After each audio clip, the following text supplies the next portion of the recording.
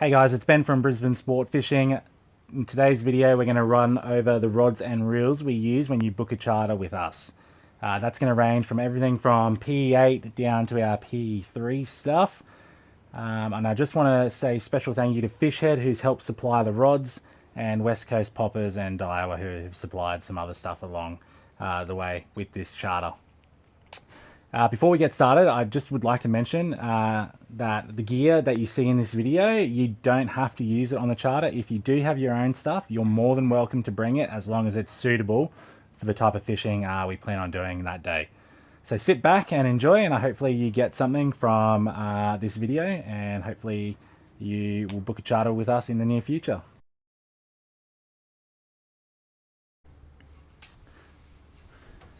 All right, so beside me, I've got 3 rods here. I'll take this one out. This is PE3. Okay, but those 2 there are PE8 casting. So we'll start off with the most common one clients will end up using. And this is and I'll do it this way so you can see, a Zenak Tabizo 83150. It's a PE8 setup. I run an 18K Certate SW on it. It's got PE8 line, and normally we're running around 150 pound leader. Okay, so this setup is mainly our stick baiting sort of choice. Okay, it can pop, and on my personal one, which is slightly different, it's the racing model, I will throw poppers on it, but it's generally tailored towards stick baiting. You can see we've got a West Coast Popper reef stick on here that's had some serious damage from Spanish GTs alike.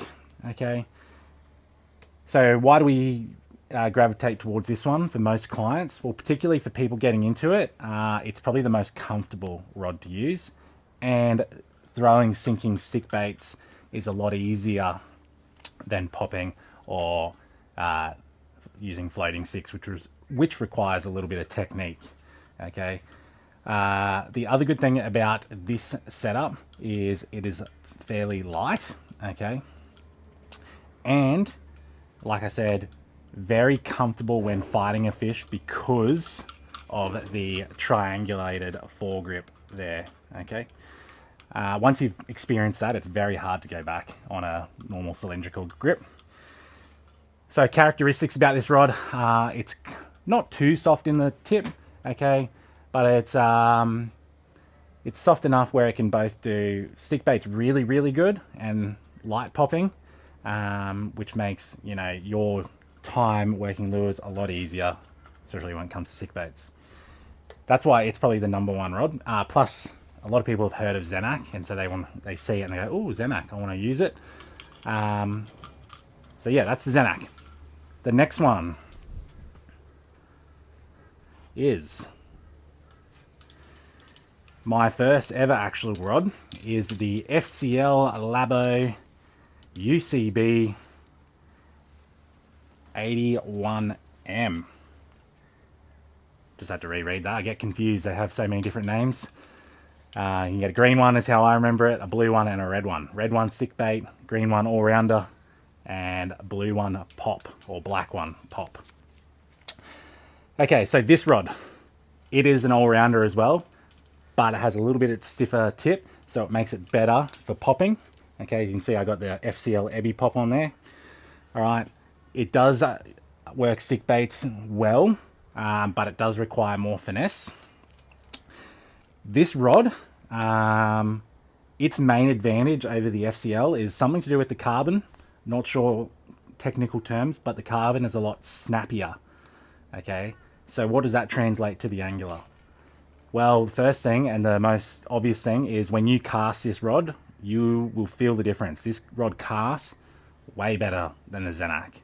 Okay, the feedback, it has really good feedback, so some anglers might like that. You'll feel absolutely everything, whereas the Zenak, it's a little more forgiving. That's got like softer suspension, if you will, whereas this is like real live, high rebound, if you know suspension stuff. Okay, look, it's got the cylindrical grip, which you can see most rods do. It's not the end of the world if you are using that. Okay, so not as comfortable to use all day, but if you're after max casting distance and a great all-round rod that favors popping, this would be the one for you. Okay, now the benefit is if you come on my charter, you can use both. So I will bring setups so you can use both. Generally what I would have happen is I'd have them on the FCL straight up, first 2 drifts, throw on the popper. Nothing happens there, then we'll swap to stick bait for the rest of the day or rest of the time we spend in that particular area. And so you'll get a feel for both, but that's generally how I like to fish the areas. Popping in one spot continuously, in my opinion, drives the fish down. Whereas you stick baiting, yeah, you can be there for a lot longer before I personally think you shut them off. Okay, but yeah, so when you come on my charter, if you don't have any setups, they're the PE8 ones you'll have the option of using. You can pick one and use it all day, you can use both, it's up to you, but they're the options. So next up, we'll do PE3.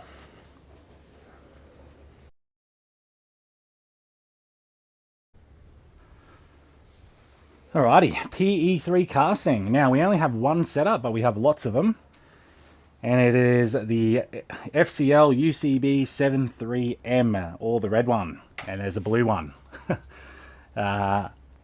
Look, we've got the red one matched with Saltiga 6000. Okay, now why did we pick this rod? Well, this rod is pretty much do it all. So snapper on plastics, small stick baits for little GTs, or currently what we're doing is chasing long-tailed tunas in the bay. I can also throw stuff dolphin fish around the fads. It does absolutely everything. That is why we only have one. Okay, one setup. Once you use this setup and you realize how versatile it is, I guarantee you probably will go buy one. They are awesome. The last thing I want to mention about this setup, okay, if you do come on my charter, I might have a couple setups. So I might have one with a stick bait, one with a soft plastic, and that way if we do run into, you know, a school of birds, well, we got one already rigged up, or we got one set up for throwing plastics for snapper. So that's the PE3 one. Not too much to go over with that one, that it's just a really versatile all-round setup. Kind of soft in the tip, very strong midsection and butt section, so when you're fighting a long tail, you got plenty of power, but you still have enough sensitivity in the tip, you know, for working your plastics and whatnot. Awesome setup, highly recommend. You'll love it when you get to use that one. We've got it with PE3 line, and then we usually run a 50-pound leader, or if we're just chasing snappers on plastics, we might drop to 30, depending on what we're doing. Okay, that's PE3. Next up, jigging.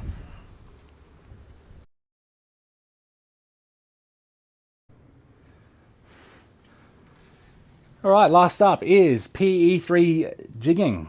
Now this is a spin setup, as you can tell, paired with a Saltiga on a Nature Boys rod, which is rated PE 2.5 to 4, but let's call it a 3, and then a max jig weight of 270. Now sometimes I will put a 300 on this and it seems to be okay. That's if I'm using it personally, because I know the capabilities of my gear. But yeah, 270. Generally speaking, can take the 300, and that is because some of the areas we are jigging are out to 140 meters. So in Brisbane, if you have a little bit of current, yeah, you need that weight to get you down. But typically speaking, we're going to be right in the range of 200 grams, maybe even down to 150, depending on current levels. Winter, you can get away with lighter, and as it gets warmer, you might need to, you know, up that jig weight. So this rod, yeah, really versatile. It's caught everything from kingfish, amberjacks, snappers, pearl perch, and the like, or even actually mahi-mahi. That's a fun little technique to do, jigging for dolphin fish. Okay, very versatile. We went with the spin setup because it is easy to use for most people. Now, if you're an avid jigger, you're probably going to say overhead is better, which I agree in some application, but for all round for most people, this is going to be the setup to use. That's not to say though, if you have an overhead setup, you can definitely bring it on board on the trip. Okay, but that is the PE3 jig setup. We have a couple of these for clients. Okay, so don't stress if you don't have one and you've booked a charter.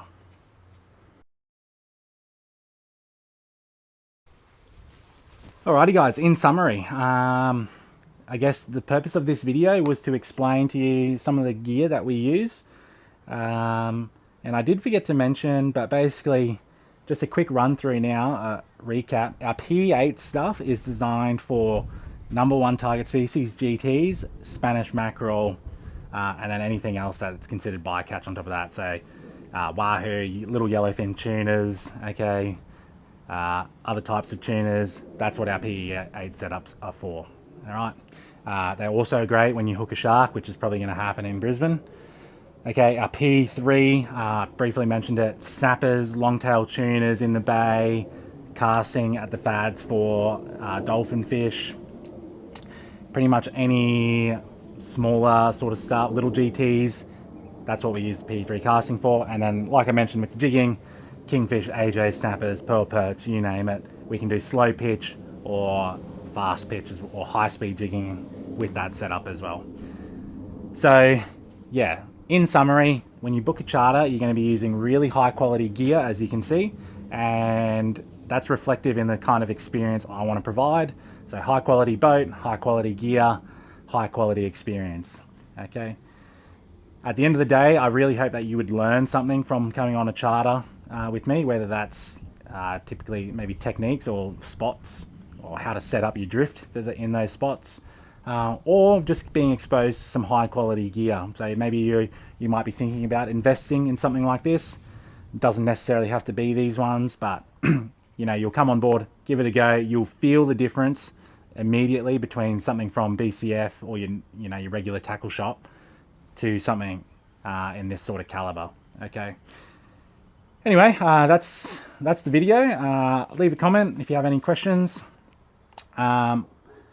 If you do come on a charter, don't feel pressured that you have to use these setups. You definitely can bring your own stuff, which I'm going to do another video on about booking. And I hope to see you out on the water. Thank you.